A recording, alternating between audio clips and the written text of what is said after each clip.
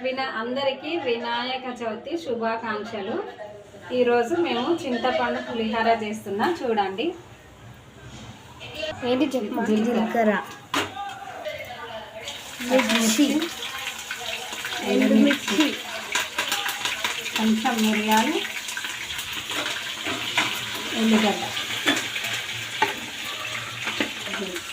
పల్లీలు, శనగపప్పు మేము మంచిగా ఫ్రై చేసాం. కరివేపాకు, పసుపు,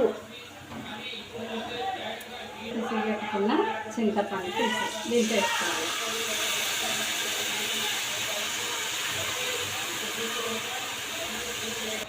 ఉప్పు, రుచికి తగినంత సాల్ట్ మన టేస్ట్.